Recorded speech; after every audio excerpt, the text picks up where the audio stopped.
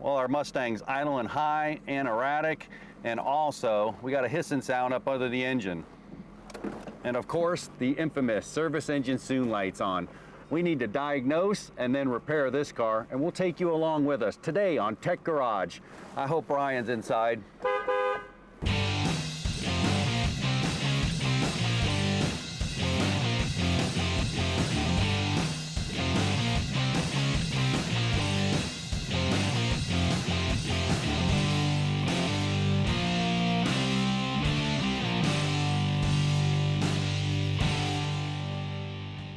Welcome to Tech Garage, presented by Advance Auto Parts. Well, our Mustang's not feeling too well. We got a hissing sound, we got a high idle, and bad fuel mileage. Brian, we got a problem. Absolutely, and you know what? I got some old school tools here that they're going to help us figure out what the problem is. I know we've got to scan for a code and start a proper diagnostic procedure. That's a great way to scan for a code. I mean, anybody can do it with that tool, but you know what? I already beat you to it.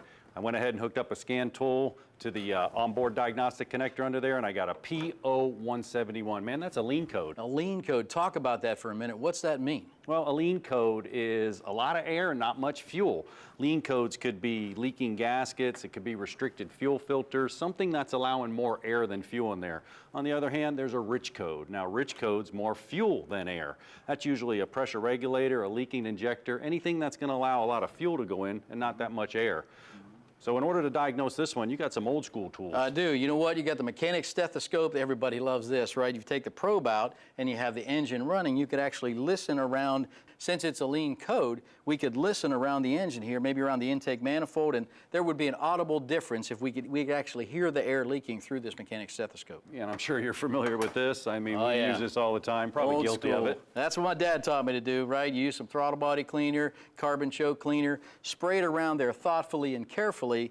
Same thing, you'll hear the engine speed actually increase because it's additional fuel in the system, and you could find out, at least localize the leak. That's right, you know, and we can take it to the next level. You can get a smoke machine. They're inexpensive. I mean, that's going to introduce smoke into the system somewhere. And when we do that, I'm going to go into the intake manifold here. This is going to go through the intake, the throttle body, through all the vacuum hoses.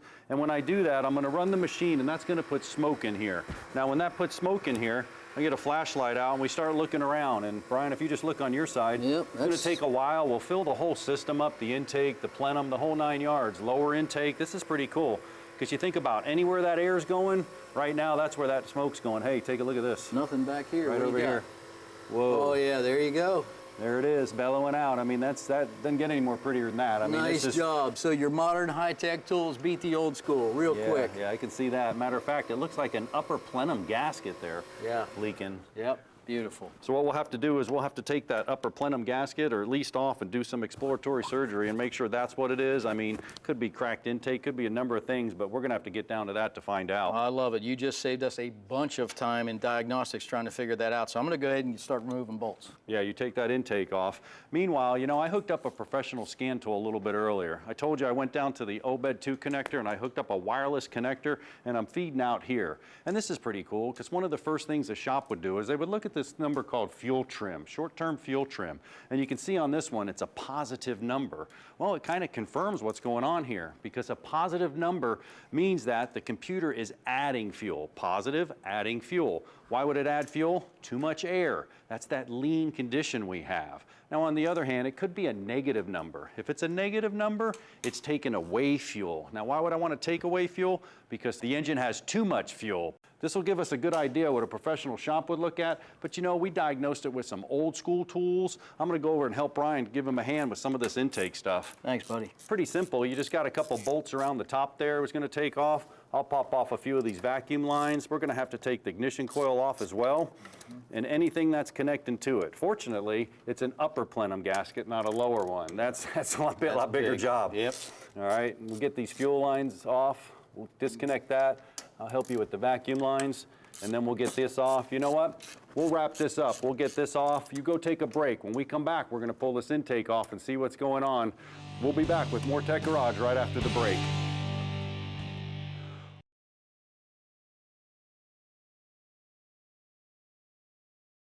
Tech Garage, presented by Advance Auto Parts, is being brought to you by Airlift, tow and haul with safety and comfort. dustless blasting. It's the future of surface preparation. Evapo-Rust, super safe rust remover. And by Advance Auto Parts. Let's get you back on the road. About got it whooped here. Well, welcome back to Tech Garage, presented by Advance Auto Parts. Me and Brian's making some great progress right here. Yep, I think we're ready to lift it off. Let's give it a little bit of encouragement here. The pry bar, nudge, gentle. This aluminum. We're good. Yep, let me get my air intake off. Yep. Good. Get your vacuum All the hoses there. connectors are loose. All right. Let's look for some evidence. Oh, there's all the evidence you need right there. Check this out. Yeah. Oh, no. Wow. We got RTV and a gasket. Not a good combo. That's a problem. I'll tell you never what. want to do that. I'm going to go over there and get this one cleaned up a little bit. I think that's not a good mix, Brian. Yeah, amen to that. Okay, so I'll tell you what, while he's prepping that, I'm going to go ahead and get the surface area cleaned here. Couple tips and tricks for you. You want none of this debris falling down into the intake. So I'm going to use rags. I'm also going to use a shop vac, and I'm going to use a cookie on a drill. So with that, let me grab a cookie, the drill, got a shop vac. I'm going to work my way around here. Just gently clean this off, not letting anything fall down in. Again, bad idea. You never ever want to use RTV and a gasket. It's one or the other. And if you have to use RTV, you want that to be sensor safe RTV. All right, this will take just a few minutes to get this clean. Wonder how John's is looking. Well, I got 3 of the runners done. I got 3 left. But you know, I'm using a non-abrasive. It's not too rough. Cookie kind of cleaner here. It's an air cleaner. You got to be really careful when you're doing this because this is aluminum. So if you grind on it too much, you're actually going to cause an indentation and you'll cause a vacuum leak. You don't want that to happen. You can use a scraper, a razor blade, or even get some gasket remover. Put it on there, let it soften it up, and then remove it. I'm going to go ahead and finish up these 2. Get them nice and clean. I'm moving it pretty quickly and I'm working it as I go around so I don't burn into the aluminum.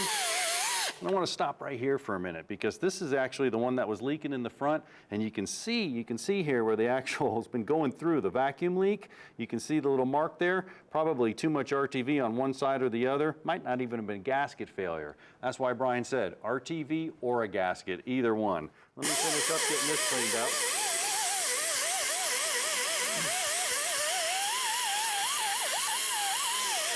I can't stress it enough to make sure that it's absolutely clean. One little piece of debris is going to cause a vacuum leak. Then you just take your gasket, and you can actually see this one here. It's got all the O-rings on here. I mean, it's a good Felpro gasket, everything. It's got a steel backing in there. Not going to have a problem. Match it up, make sure it's going to work. All I got to do now is tote this over to Brian and go ahead and install it. All right, great. John, I got this deck equally clean over here. I think we're ready for the gasket, buddy. Well, we got it all right here for you. Got the gasket. It'll pop on those little clips. That's nice because it holds it in place. Perfect. And here's a spotless intake mat. Sure you don't want some RTV? Yeah, thanks anyway. We're going straight Let's up. not duplicate the problem, We're right? going straight up gasket with this one, exactly. Absolutely. Yeah. A lot of engineering in today's gaskets, and this thing will do the job. That's for sure. All right, let me get those spark plug Yep, wires get your up. loom Make up sure there. Nothing. Really cool. You kind of feel that where it's nice and snug in there. That's good. You know you're not on something. Take a second look around. Put your bolts in. We got a whole pattern. Now the cool part is we went to MotoLogic, and on that website, anytime you do any kind of really engine work, intakes, exhaust, manifolds, you're going to need a torque specification. And you can see it right there. It says the upper intake manifold, stage 1 is going to be 89 inch-pounds. Stage 1, 89 inch-pounds. Then stage 2, rotate them an additional 90 degrees. So, you know, you can use an angled torque gauge, but we just showed 90 degrees. Take your torque wrench, pull it 90 degrees, it'll be good to go. Also, there's a sequence. You can see 1, 2, 3, 4. Now there's a pattern to this. If you don't have all this information, I would really like to have the torque specifications, but the sequence, you can work from the middle and go back. How you coming here? Absolutely. We're moving right along. And it is just like, you say you're tightening down a head, you always work from the middle and go out. Same thing here. We want to distribute the load evenly and follow those torque specs specifically. And I'll tell you what, after we smoke this one, we're going to pull in our project, RSX Resurrection. We'll be right back with more Tech Garage presented by Advance Auto Parts.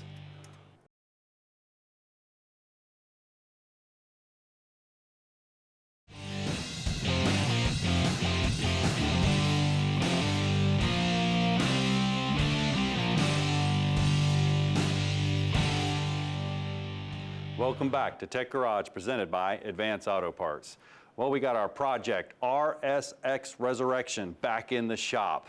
And I'm kind of fortunate. Brian's not too good at rock, paper, scissors. I got to drive. And let me tell you, not only does the suspension look good, the suspension works good. Those new struts, those new springs, and those sway bars got it handling great. Now it just makes sense to turn our attention to the engine. So we're going to go with a cold air intake, and we're going to go with a DC Sport header and a MagnaFlow exhaust. Think about it. An engine's nothing more than a big air pump. It takes the air in, compresses it, burns it, and you got to get it out. So to get the air in, we're going to use this K&N cold air intake system. And this is really nice because you got the actual washable filter right here, which is high flow. It's going to get that cold air, dense charge into that engine, bigger bang, a little more power, even some fuel economy to boot. We got the ductwork right here and all the hardware that's associated with it. We're also going to go ahead and mount the scan gauge so we can monitor everything that's going on with our system. This will plug right into the onboard 2 connector, and we'll be able to tell what's going on and monitor the car perfectly. Now Brian's putting this cold air intake in. Let's join him. All right, and that's the final bolt on the factory air box, which comes out actually pretty easily. We'll lift it out. We've got the plumbing kind of disconnected here. Take our time, it's out. One more piece of plumbing down here to come out. And the new K&N system couldn't be easier to install. The bracket bolts right up. You can see right here where we're going to marry up. I'll tell you what I'm going to do is put this cone filter on now and get it snug. And we'll come back and do a final tightening on it, but you'll see in a moment the way we set it down in why that's going to be helpful. So we have to reinstall the intake air temperature sensor as well. And I've got the clamp right here. We go onto the throttle body opening, work it in and on. Notice there's a bracket right here on the K&N plumbing that goes right down onto that same mounting.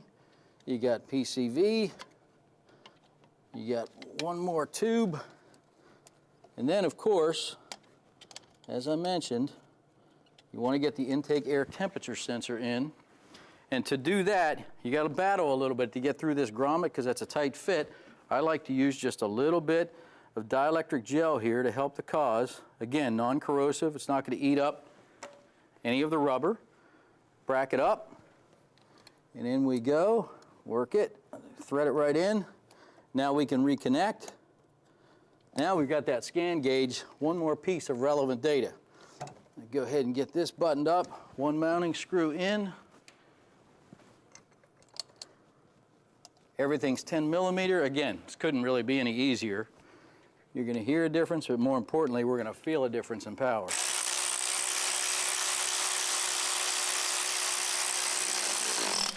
Good. Come back. We get our hose clamps tight, and we're on our way. Now Brian's got the cold air intake on our Acura. Well, what did that do? It allowed the air to come in. We've been talking about that volumetric efficiency. We'll take a deep breath. It doesn't do any good to hold it. It has to come out. And that's how an engine works. And DC Sports and MagnaFlow, well, they sent us a setup here that's going to do just that. Headers are really cool. But to see, they're not just cool looking. They actually serve a function. Each one of these runners create a pulse of air. So as it's going through the exhaust, the next pulse is right behind it. It's creating a vacuum. So we're getting a lot of those burnt gases out of the cylinder. Then what we're going to do is we're actually going to wrap it with this DEI wrap here. That's going to actually reduce temperatures. And it's important here because it's right next to the firewall of the car. We'll use the lock ties and the tool. We'll put some wrap on here. Actually, it'll flow a lot better. The heat will keep in there and everything will be in good shape.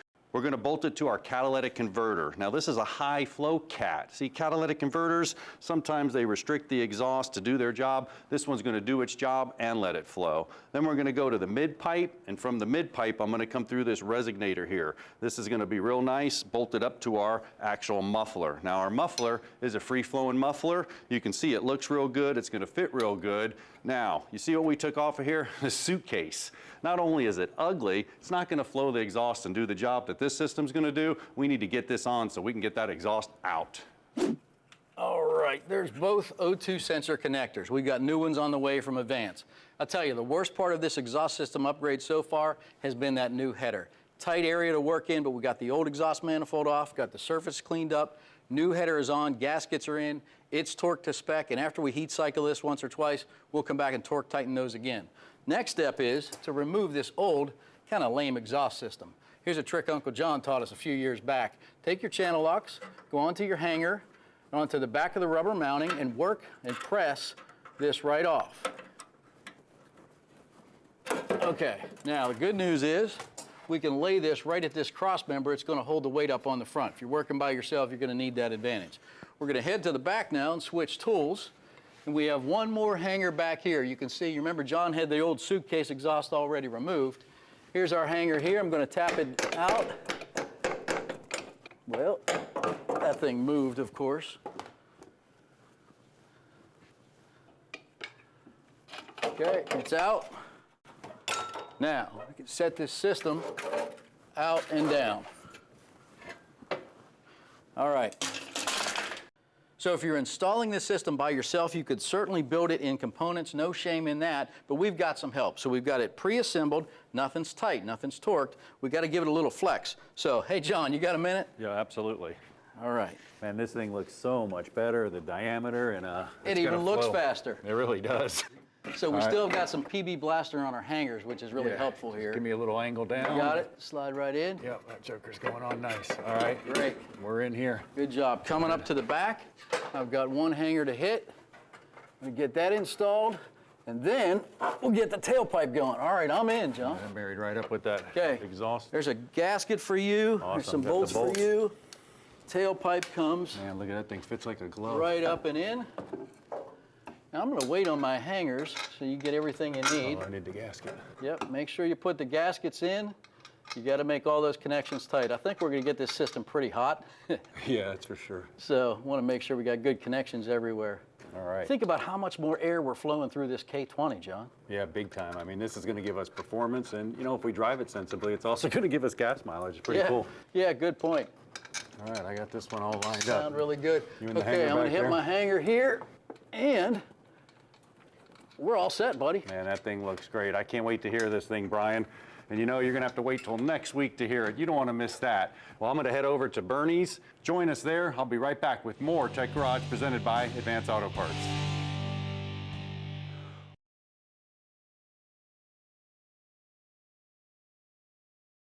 Tech Garage, presented by Advance Auto Parts, is being brought to you by Optima Batteries, powering your passion. Steel Rubber Products, quality crafted rubber parts and weather stripping. Clamp Tight, the clam making tool. And by Advance Auto Parts. Let's get you back on the road.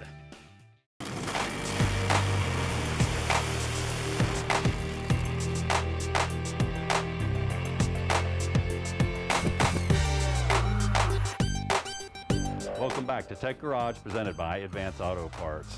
Now this performance playbook's all about air-fuel mixtures, intake, exhaust, and computers. Remember we scanned our actual Mustang and got a code? You got computers too, Josh. Tell us, what are these computers doing on this A-Fuel dragster?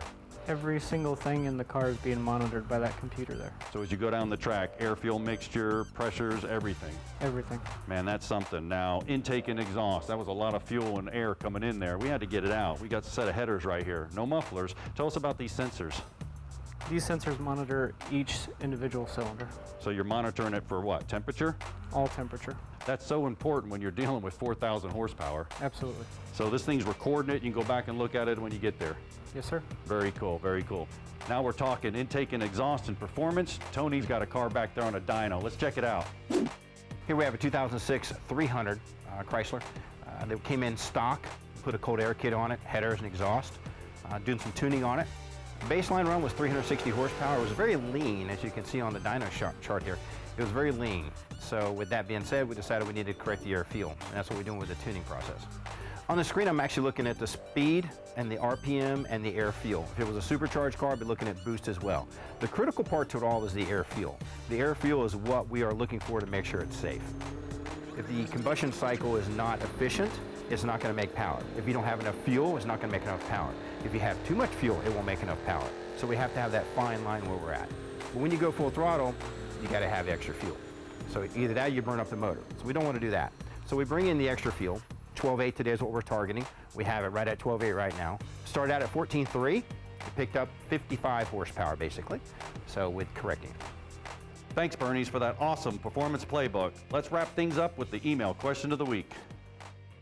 John Barry from one of my favorite towns in America, Appleton, Wisconsin, emailed us this week. He's got a 2012 Chevy Silverado that's thrown a trouble code of a P0101, the famous mass airflow sensor problem. And he wants to know, if he replaces the mass airflow sensor, do we think it'll fix the problem? Ooh, good question, Barry. I wouldn't just go throwing parts on. I do a little diagnostics first, man. These mass airflow sensors get expensive. A couple quick things you can do and how they actually work. Check this out. We have one on the air box right here. It's going to go through the actual air box, and then all this right here, this ductwork, any vacuum lines, all this has to be sealed, see, because it's counting it right here.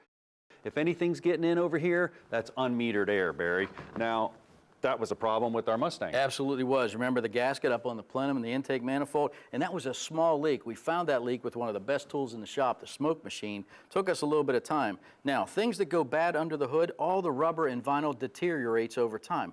That little crack, that would throw a code. Same thing on the hard plastic lines. They get pinched. There's a tremendous amount of heat in the engine bay. That would throw a code. But you know, a couple quick things you can do. I got a mass airflow sensor right here, and you can actually see inside. There's an element. A lot of them have a hot wire sensor. Just take some cleaner, clean out your mass airflow sensor. Make sure it's good and clean so you don't get any false readings. Yep, and I like to do that periodically just to keep the varnish off that anyway. Tell you what, the smoke machine validated it, but the drivability test on the Mustang, that told the truth. It sure did. You know, we saw no smoke going out at the second time we smoked it. Our Mustang's in good shape. Absolutely. Remember, if you need us during the week, check us out on YouTube or Twitter. Yeah, and don't forget about our RSX as well, man. Oh, we want to yeah. come back next week and check that out. Intake and exhaust. That thing's going to sound awesome. Hey, we'll see you next week with more Tech Garage, where we're getting you back on the road. Production assistance for Tech Garage is provided by Chipola College, located in Marianna, Florida. Founded in 1947, Chipola College has a current enrollment of over 2,000 students. Chipola was recently ranked as one of the top 3 community colleges in the United States.